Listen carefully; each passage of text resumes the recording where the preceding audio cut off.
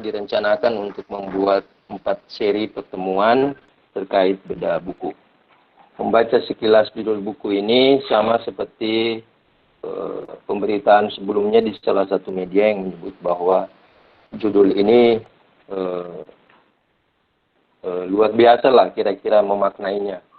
Kalau pada level middle class, judul ini kemudian didefinisikan di berita itu high class. Saya sendiri coba memaknai bahwa di buku ini sendiri, hukum pemilu ini coba dikaji dengan berbagai macam disiplin.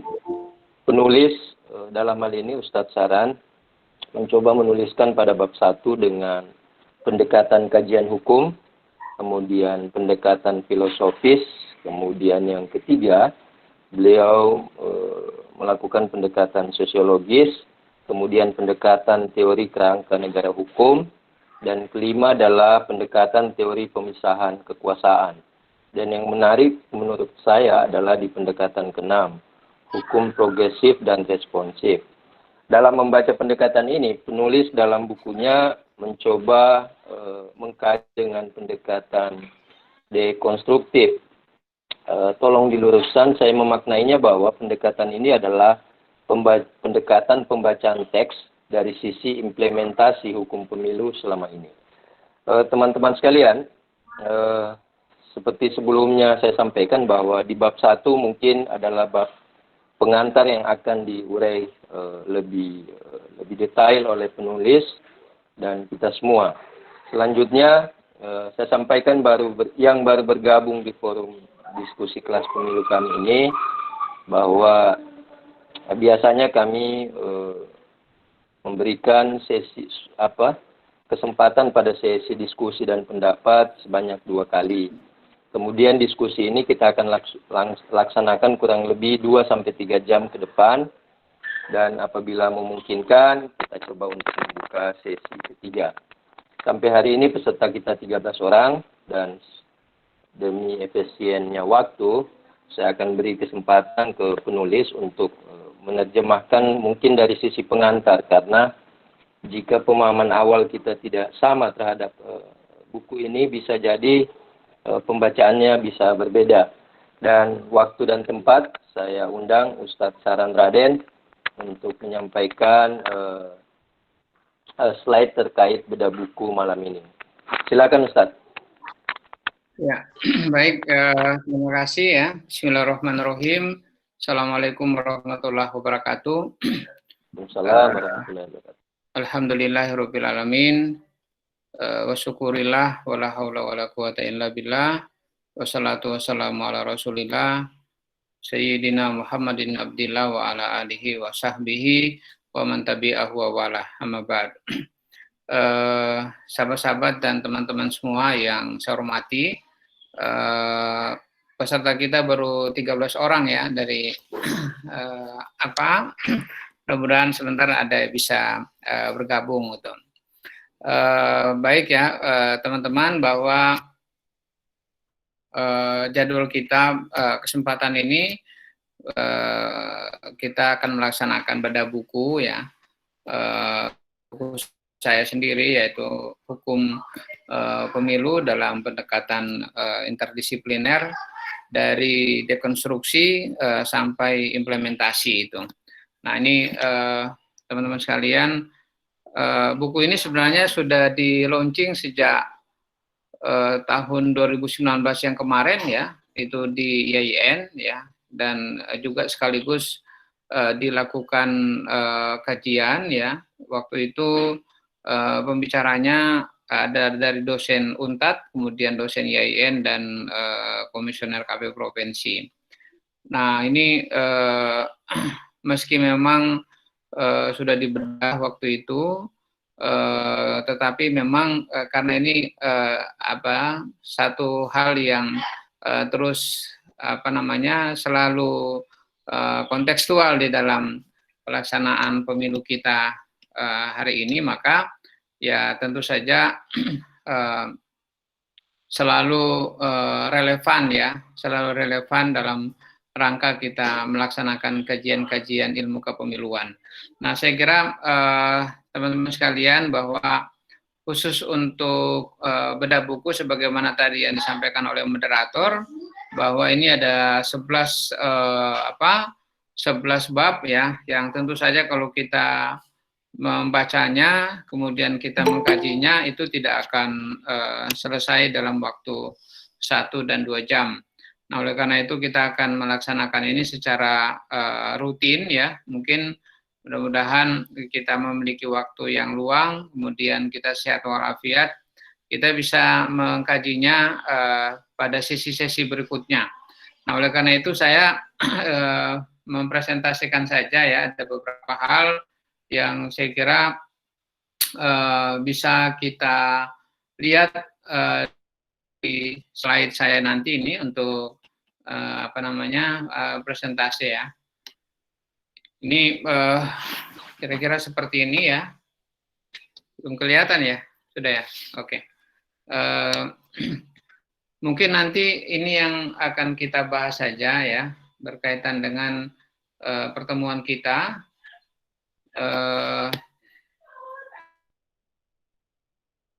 Ini terkait dengan hukum pemilu, pendekatan interdisipliner dari dekonstruksi sampai implementasi. Nah ini kira-kira saya menulisnya untuk bab pertama saja ya, untuk bab pertama. Nanti bab-bab berikutnya nanti akan kita bahas pada pertemuan-pertemuan selanjutnya. Nah ini yang pertama saya ingin menyampaikan bahwa di bab pendahuluan buku ini ya, ini buku ini, di bab pendahuluan buku ini, bahwa saya menuliskan beberapa hal yang saya kira ini pendekatannya lebih teoritik ya, karena kita belum memasuki implementasi dari praktek pemilu yang kita lakukan. Tapi kalau misalnya sahabat-sahabat dan teman-teman sekalian sudah memiliki buku ini, ya tentu sudah bisa dibaca-baca saja ya, apa saja yang menjadi isi dari buku ini itu. Nah kalau kita lihat sebenarnya pemilu adalah merupakan salah satu perangkat penting dalam sistem demokrasi. Semua negara di dunia, baik yang demokratis maupun yang otoritarian, itu menggunakan pemilu sebagai sarana sirkulasi kepemimpinan. Nah ini kira-kira seperti itu kalau kita lihat di negara-negara demokrasi pun di dunia, dan bahkan negara-negara yang menggunakan otoritarian itu juga yang sistemnya otoritarian juga menggunakan pemilu sebagai sarana sirkulasi kepemimpinan, karena dipandang bahwa pemilu ini adalah sebagai salah satu sarana yang relevan dalam kerangka demokrasi modern di dunia ya. Oleh karena itu pemilu dijadikan sebagai salah satu instrumen penting dalam rangka membuat dan menggunakan sirkulasi kepemimpinan. Kemudian, nah kalau kita lihat bahwa yang kedua, pemilu juga sebagai suatu mekanisme untuk memfasilitasi kompetisi politik yang bebas dengan maksud bisa menciptakan iklim yang demokratis, juga sekaligus dapat menghasilkan pemerintahan yang legitimate. Jadi ini saya kira dalam kerangka paradigma yang lebih luas bahwa selain pemilu dijadikan sebagai sarana sirkulasi kepemimpinan, tetapi juga pemilu dipandang sebagai suatu mekanisme untuk bisa memfasilitasi kompetisi politik yang bebas ya. Makanya kalau kita melihat di dalam konstitusi kita bahwa salah satu prinsip dari pemilu itu adalah bebas ya, bebas, jujur dan adil, itu jadi asas. Nah, oleh karena itu pemilu dipandang sebagai salah satu mekanisme penting di dalam memperebutkan kepemimpinan dan kompetisi politik sehingga bisa menghasilkan pemerintahan yang legitimate. Nah itu berkaitan dengan pemilu ya. Nah kemudian yang kedua, oleh karena itu sebenarnya karena memang pemilu ini dijadikan sebagai salah satu instrumen kedaulatan dan kompetisi politik, maka dibutuhkan hukum ya, dibutuhkan hukum. Apalagi kalau misalnya kita di Indonesia ini adalah negara hukum, maka pelaksanaan pemilu perlu pengaturan hukumnya sebagai upaya melindungi masyarakat dalam hak-hak asasi manusia. Itu kalau kita lihat misalnya hak sipil politik, hak ikut serta berpartisipasi dalam pemerintahan yang diselenggarakan secara langsung, bebas, rahasia, adil, jujur, dan demokratis. Nah, disinilah titik temu antara pemilu dan hukum ya, bahwa misalnya pemilu adalah satu kompetisi merebutkan kekuasaan, ya, lalu kemudian agar itu legitimate, mengatur hukum, diperlukan tata aturan melindungi terhadap pelaksanaan pemilu itu. Nah, ini kira-kira yang mana hukum itu penting di nah, berikutnya ya, adanya pentingnya hukum pemilu ini ya, memang ada ketentuan yang mengatur penyelenggaraan, maka akan pemilu dalam setiap 5 tahun, menjamin proses pemilihan yang berintegritas dan mampu memberikan hasil pemilu yang berkualitas. Jadi kalau kita lihat, maka dalam posisi kita itu dilakukan secara waktu tertentu. Nah, dalam Undang-Undang Dasar, di dalam konstitusi 5 tahun sekali,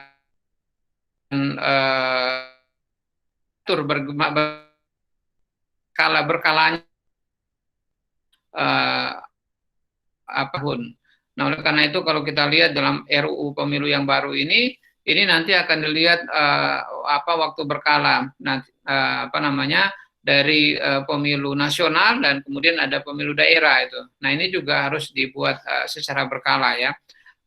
Tapi yang penting bahwa hukum sebenarnya ingin mengatur dari ketentuan-ketentuan secara teknis penyelenggaraan pemilu di Indonesia untuk memang menjamin adanya satu kepastian hukum ya dari pemilu yang berkualitas, pemilu yang berintegritas itu. Nah, ini kira-kira begitu berkaitan dengan pentingnya hukum pemilu kita. Nah, teman-teman sekalian, di dalam kajian hukum pemilu ya, ada 2 aspek kajian dalam studi pemilu yang harus ada. Pertama itu terkait dengan sistem pemilu atau electoral system ya. Kemudian electoral system ini terkait dengan instrumen untuk menerjemahkan perolehan suara di dalam pemilu ke dalam kursi yang dimenangkan oleh partai politik atau calon. Nah, makanya di dalam setiap undang-undang pemilu atau misalnya dalam setiap pembahasan RUU pemilu itu selalu hangat berkaitan dengan electoral system ini. Apa sistem pemilu yang akan digunakan, apa sistem pemilu yang dianut oleh suatu negara dalam rangka menerjemahkan perolehan suara di dalam pemilu ke dalam kursi yang dimenangkan oleh setiap partai politik. Nah, itu yang saya kira kalau saat ini misalnya kita punya pengalaman, misalnya ada pemilu proporsional ya, proporsional terbuka, proporsional tertutup.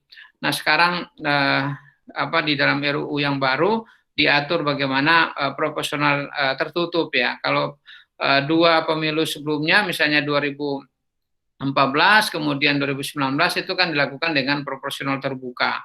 Nah, di RUU yang baru ini diatur lagi bagaimana sistem pemilu itu dilakukan dengan proporsional tertutup, karena memang ya kita lihat bahwa ini adalah yang memerlukan pengaturan ya, memerlukan pengaturan terkait dengan sebuah instrumen sistem pemilu yang digunakan oleh satu negara itu. Kedua, kalau kita berbicara soal kajian studi kepemiluan, maka yang dilihat itu adalah terkait dengan proses pemilunya. Proses pemilu itu antara lain itu adalah berkaitan dengan pilihan elemen teknis pemilu. Misalnya terkait dengan daerah pemilihan ya, atau distrik magnitude ya, metode pencalonan, elektoral formula, metode pemberian suara, balloting formula, dan metode penghitungan suara. Nah, kalau kita lihat di dalam aspek-aspek studi-studi kepemiluan, maka dua hal penting ini sebenarnya yang sering menjadi hal krusial di dalam membuat peraturan perundang-undangan terkait dengan pemilu. Yang pertama itu adalah sistem pemilu, yang kedua itu adalah proses pemilu. Proses pemilu ini terkait dengan bagaimana pilihan-pilihan besaran daerah pemilihan ya, atau distrik magnitude. Nah, kalau kita lihat kan satu kursi satu daerah pemilihan itu alokasi kursinya kalau di Undang-Undang 7 tahun 2017 itu kan 3 sampai dengan 12 kursi ya dalam satu daerah pemilihan. Nah, ini kemudian dihilangkan lagi ya, diperkecil suara alokasi kursi untuk pemilu, untuk RUU pemilu yang akan datang, yang baru ini sedang digodok, itu dari 3 sampai dengan 6 kursi itu. Nah, ini satu hal yang selalu menjadi hal-hal yang krusial di dalam pelaksanaan atau rancangan peraturan perundang-undangan. Nah, teman-teman sekalian, bahwa pemilu yang dirancang untuk mewujudkan tujuan pemilu itu adalah bagaimana bisa adanya keterwakilan politik atau politik representation, dalam arti bahwa kelompok-kelompok masyarakat dapat terwakili di parlemen, baik dari aspek geografis, fungsional, dan deskriptif ya. Nah, ini akan bisa tergambar dari sistem pemilu yang dianut oleh satu negara ya, seberapa besar misalnya besaran daerah pemilihan yang dianut sehingga bisa mempresentasikan keterwakilan politik bagi satu kelompok masyarakat itu ya. Nah, kemudian yang kedua memang karena adanya integrasi politik ya, artinya stabilitas politik akan terjadi jika adanya kesepahaman antar partai politik dan masyarakat, sehingga konflik dapat diterima secara efektif lewat lembaga perwakilan. Nah, ini saya kira salah satu tujuan dari pemilu yang dilakukan itu adalah bagaimana terjadinya kesepakatan dan kesepahaman antar partai politik dan masyarakat, sehingga misalnya kalau terjadi konflik dikarenakan oleh pemilu, maka diterima secara efektif, diselesaikan secara efektif melalui lembaga perwakilan ya. Kemudian yang ketiga itu membantu terbentuknya pemerintahan yang efektif, yakni adanya jaminan stabilitas pemerintahan dan kemampuan pemerintah dalam menjalankan pemerintahan. Nah, ini kira-kira itu terkait dengan kajian hukum. Nah, teman-teman sekalian, bahwa di buku ini sebenarnya memang saya menuliskan terkait dengan pendekatan interdisipliner ya.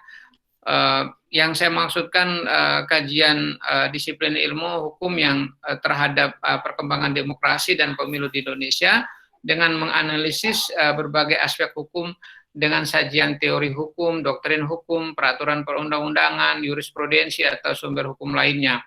Nah, ini bahwa kajian hukum pemilu ini tidak berdiri sendiri ya, tetapi dia memerlukan pendekatan-pendekatan dari aspek hukum yang lain, misalnya terkait dengan politik hukum pemilu ya, itu dengan keilmuan yang berbeda, rumpun hukum yang berbeda. Karena kenapa? Ketika kita berbicara terkait dengan hukum pemilu, maka di sana akan terlihat bagaimana bagaimana suatu peraturan perundang-undangan itu dibuat ya.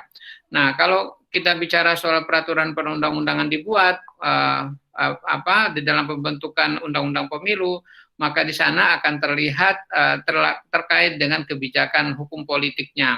Nah, disinilah hukum pemilu tidak berdiri sendiri, di sana harus dikaji terkait dengan adanya kajian politik hukum, adanya kajian administrasi hukum ya, hukum administrasi, karena di sana akan terlihat bagaimana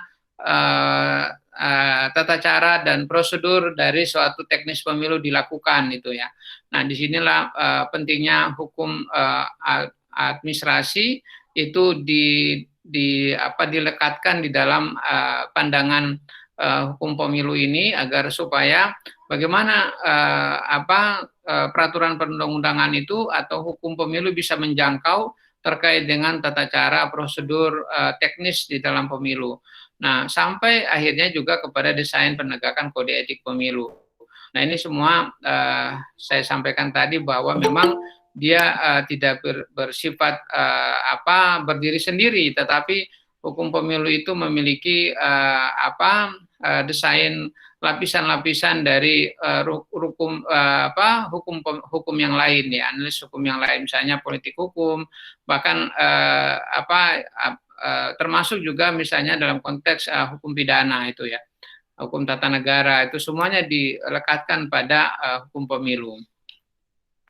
Nah, pengkajian di dalam pendekatan kajian buku ini sebenarnya saya melihatnya dalam beberapa perspektif ya, pendekatan kajian hukum, pendekatan filosofis, pendekatan sosiologis, pendekatan teori kerangka negara hukum, kemudian pendekatan teori pemisahan kekuasaan, kemudian pendekatan hukum progresif dan responsif.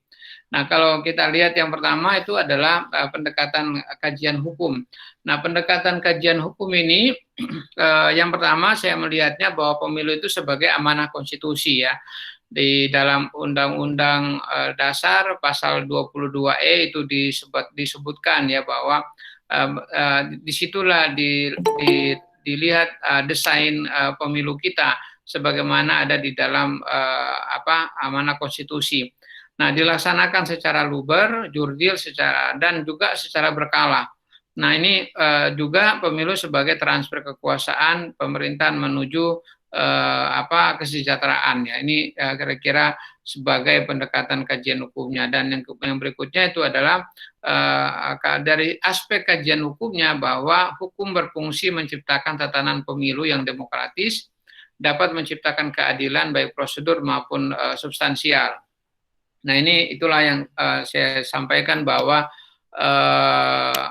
kebijakan hukum pemilu kita itu sangat erat kaitannya dengan bagaimana menciptakan keadilan pemilu baik secara prosedural maupun secara substansial. Nah, yang berikutnya di dalam kajian pendekatan hukum ini saya menganalisis terhadap ilmu hukum yang dogmatik, pembentukan hukum, teori perundang-undangan, kemudian penalaran dan argumentasi hukumnya itu. Nah, ini masih masuk pada pendekatannya ya.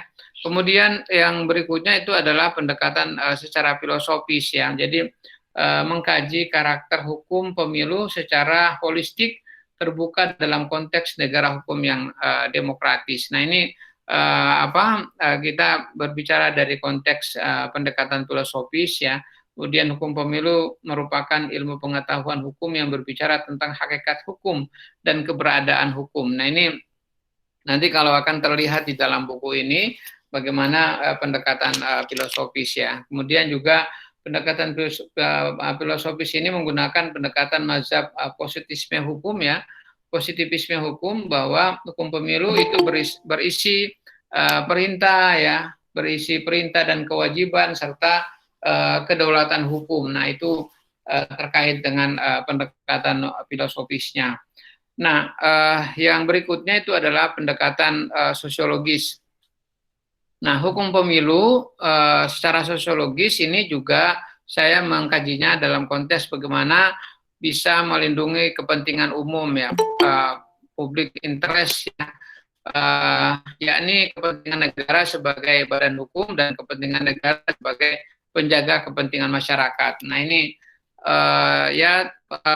teori-teori yang digunakan di dalam buku ini adalah misalnya sosiologi Durkheim, kemudian sosiological jurisprudensi, tokohnya misalnya ada Pon dan Egun Ehrlich.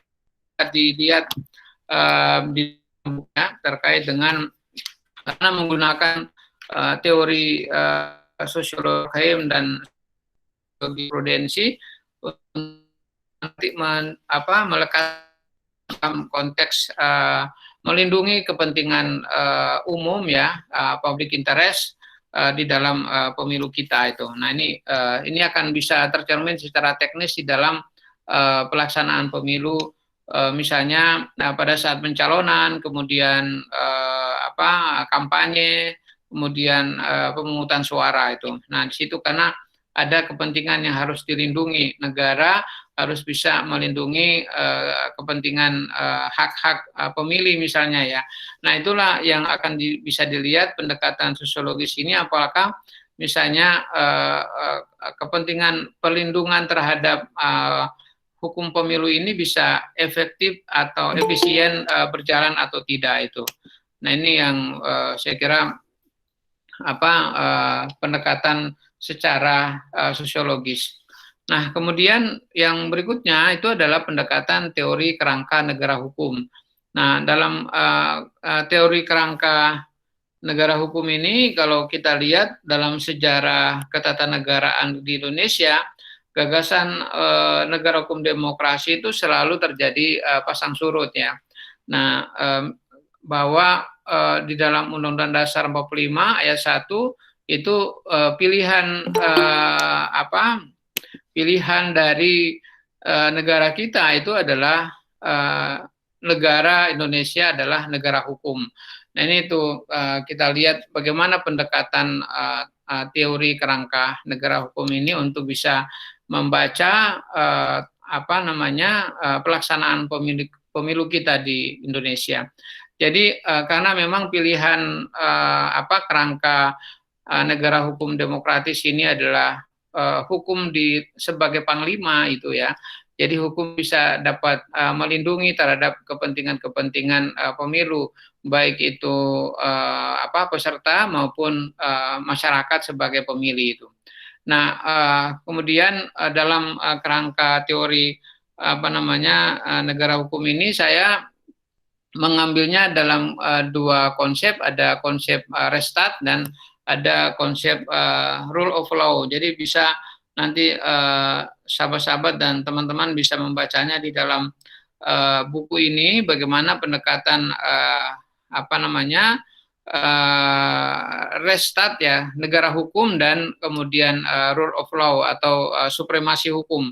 Nah itu kedua-duanya tidak bisa dipisahkan dalam konteks negara hukum demokratis itu. Karena di satu sisi konsep res stat dan konsep rule of law meski memang prinsipnya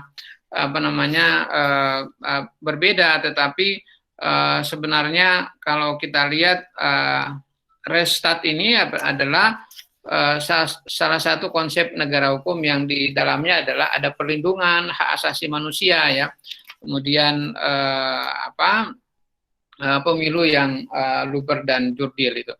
Nah, yang berikutnya adalah prinsip penyanggaan negara hukum, itu supremasi hukum, persamaan hak dalam hukum, ya, kemudian asas legalitas, asas pembatasan kekuasaan, peradilan yang bebas dan tidak memihak, peradilan tata usaha negara, perlindungan HAM dan transparansi. Nah, ini saya lihat di dalam konteks kerangka negara hukum dari pelaksanaan pemilu kita di Indonesia. Nah ini memang misalnya salah satu yang paling penting itu adalah terkait dengan pembatasan kekuasaan. Nah ini karena memang pejabat-pejabat publik misalnya presiden, gubernur, bupati dan wali kota, atau misalnya terutama kedudukan presiden ya, itu dilakukan pembatasan. Kalau dulu kan tidak ada pembatasan kekuasaan presiden ya. Jadi dia di masa Orde Baru sehingga Soeharto misalnya bisa berkuasa selama 32 tahun. Tetapi pasca amandemen Undang-Undang Dasar 45 kemudian kursi kepresidenan ini diatur menjadi hanya bisa 2 kali. Jadi ada pembatasan kekuasaan ya. Termasuk misalnya penyelenggara pemilu kan. Akhirnya itu dilakukan pembatasan itu. Kalau yang pertama di undang-undang sebelumnya itu ya, itu kan tidak pernah dibatasi. Berapa saja tidak pernah dibatasi orang berapa periode menjadi anggota KPU, menjadi Bawaslu dan lain sebagainya. Tetapi di Undang-Undang sejak Undang-Undang 15 tahun 2011 dan kemudian Undang-Undang 7 tahun 2017, maka itu sudah diatur, dilakukan pembatasan bahwa penyelenggara pemilu hanya bisa satu kali dan dapat dipilih pada periode berikutnya. Artinya apa? Bahwa seorang komisioner hanya bisa dibatasi di dalam 2 kali masa jabatan. Nah, itu prinsip dari kerangka negara hukum kita itu ya. Kemudian yang kedua, yang berikutnya itu adalah pendekatan teori pemisahan kekuasaan. Nah, ini saya membacanya bahwa yang pertama itu adalah terkait dengan teori trias politika ya. Kalau kita lihat semula bahwa trias politika ini adalah gagasan yang pernah dicetuskan oleh John Locke itu ya. Tapi kemudian dilanjutkan oleh Montesquieu itu ya, dengan membagi 3 pilar kekuasaan. Misalnya ada kekuasaan legislatif, kemudian kekuasaan eksekutif, dan kekuasaan yudisial. Nah, itulah kemudian di dalam buku hukum pemilu ini saya membaginya di dalam 2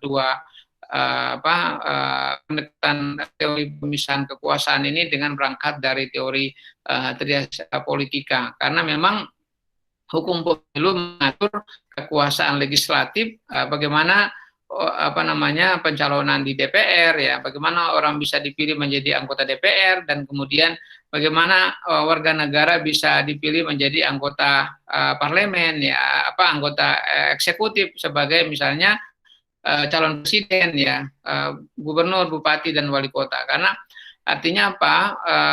Kekuasaan eksekutif itu diwakili oleh presiden, dan kemudian kekuasaan legislatif itu dipilih oleh diwakilkan oleh DPR. Nah, oleh undang-undang pemilu, di dalam undang pemilu itu diatur bagaimana pemilihan presiden dan wakil presiden, pemilihan DPR ya, anggota DPR, DPD ya, dan DPRD. Nah, itu sebagai representasi dari teori trias politika di Indonesia, kira-kira begitu ya. Nah, kemudian dalam konteks itu maka diperlukan konsep separation of power. Jadi pengaturan dan penataan check and balances. Yani kalau ini kita mengimplementasikan secara sederhana, ada yang namanya dengan konsep separation of power ini adalah check and balancing, penataan dari konteks penyelenggara pemilu, misalnya bagaimana membangun relasi antara KPU dan Bawaslu ya. Nah, menata kembali hubungan relasi antara KPU, Bawaslu, dan DKPP sebagai salah satu kesatuan fungsi sebagai penyelenggara pemilu. Bahwa memang undang-undang ini sudah mengatur masing-masing memiliki kewenangan masing-masing ya. KPU sebagai penyelenggara pemilu yang mengerjakan teknis kepemiluan. Nah, kemudian Bawaslu diberi tugas dan wewenang untuk melakukan pengawasan. Dan bahkan di dalam Undang-Undang 7 tahun 2017 dibuat kewenangan, diperkuat kewenangannya menjadi lembaga adjudikasi itu ya. Dan begitu pula DKPP sebagai lembaga yang menjaga etika penyelenggara pemilu. Nah, dalam konteks itu di mana kewenangan masing-masing harus dilakukan, maka relasi itu diatur di dalam konsep teori pemisahan kekuasaan yang saya menyebutnya bisa dibuat dalam konsep separation of power itu ya. Jadi penataan check and balances antara relasi bagi penyelenggara pemilu ya. Nah, kemudian teman-teman sekalian, yang terakhir ini adalah pendekatan hukum progresif dan responsif ya. Di dalam banyak tulisan saya memang saya selalu mengambil pendekatan-pendekatan ini, pendekatan hukum progresif ya, hukum yang pro pada rakyat, pro keadilan, dan hukum untuk semua ini ya. Kalau saya banyak mengutip di sini pemikiran-pemikiran Sacipto Raharjo, sebagai pencetus dari hukum mazhab hukum progresif di Indonesia itu.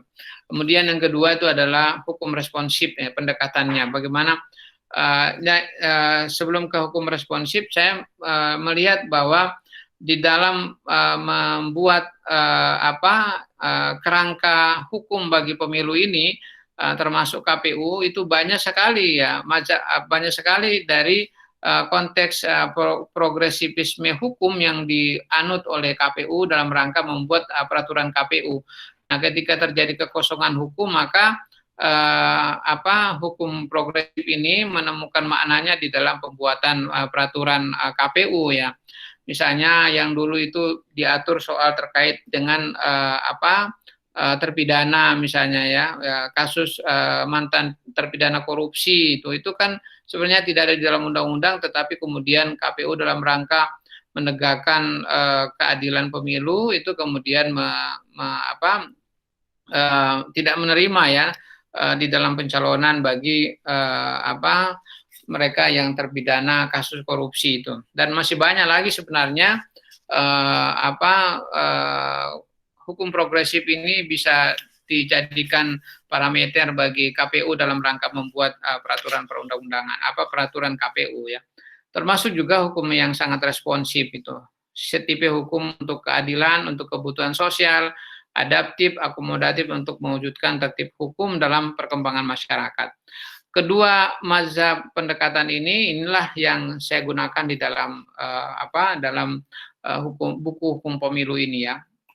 Kemudian yang paling terakhir ya, ini kajian tentang dekonstruksi hukum, karena di dalam buku saya itu kan saya menyebutnya dari dekonstruksi sampai implementasi itu ya. Inilah saya kira teori-teorinya yang bisa kita lihat bahwa studi hukum itu tidak terlepas dari kodifikasi teks agar terpenuhinya hakikat hukum. Jadi dekonstruksi sebenarnya adalah upaya membongkar hukum yang lebih progresif, yang sangat positivistik dari rule of law kepada rule of morality. Nah ini makanya kenapa misalnya adanya DKPP itu kan itu sebagai bagian dari mendekonstruksi etik bagi penyelenggaraan pemilu. Jadi pemilu yang bermartabat, pemilu yang beretika itu harus dilakukan melalui rule of morality. Jadi disitulah kemudian mendekonstruksi kajian sebagai upaya untuk membongkar bagi peraturan perundang-undangan kita. Nah ini kalau teman-teman misalnya membaca buku-buku filsafat ya, salah satu yang saya mengambil itu adalah dekonstruksi Joseph Derrida. Jadi ini teori dekonstruksi Joseph Derrida inilah yang sebagai metodologi untuk mendalami tentang doktrin hukum, kemudian argumentasi hukum yang saya gunakan di dalam membaca teks peraturan perundang-undangan itu ya. Jadi ini dekonstruksi Derrida ini saya gunakan sebagai metodologi dalam membongkar teks hukum yang tersembunyi itu, misalnya yang membutuhkan tafsir ya, membutuhkan tafsir baru, karena memang undang-undang juga membutuhkan penafsiran itu di dalam mengimplementasikan. Nah, oleh karena itu di sini teori dekonstruksi Derrida ini saya anggap sebagai salah satu instrumen di dalam kajian untuk membongkar teks hukum. Kita bisa melihat bahwa namanya misalnya salah satu yang kontekstual itu adalah terkait dengan electoral justice misalnya ya, prinsip keadilan pemilu. Nah itu keadilan hukum juga tercermin pada keadilan. Jadi kalau kita lihat dalam konteks keadilan pemilu ini harus dilihat dari konteks keadilan proses dan juga keadilan secara substansi ya. Jadi keadilan formilnya juga atau yang sering kita sebut keadilan prosedural dan juga keadilan yang substansial gitu. Kira-kira ini kita mendekonstruksi. Memang agak sedikit berat lah kita membaca Joseph Derrida ini, karena harus memang benar-benar kita menguatkan filsafat ya, filsafat hukum dalam membaca teks peraturan perundang-undangan pemilu itu. Nah ini kira-kira teman-teman sekalian, kalau itu yang bisa saya sampaikan ya. Kalau ini kan nanti akan kita bahas berikutnya berkaitan dengan implementasi hukum pemilu ya. Tadi saya sudah bilang di awal bahwa ketika kita studi-studi kepemiluan, maka tidak terlepas dari kita membahas soal sistem pemilu, electoral system, yang kemudian yang kedua itu adalah bagaimana proses pemilu, yang diantaranya adalah ada yang kita sebut dengan ambang batas parlemen, ya, kemudian dapil dan lain sebagainya. Nah itu kira-kira yang bisa saya sampaikan, moderator. Mudah-mudahan bisa bermanfaat ya. Terima kasih. Assalamualaikum warahmatullahi wabarakatuh. Waalaikumsalam warahmatullahi wabarakatuh. Silakan terus. Moderator. Mana moderator ini? Ayo silakan, Bro. Ya. Ya, maaf Ustaz, tadi salah pencet.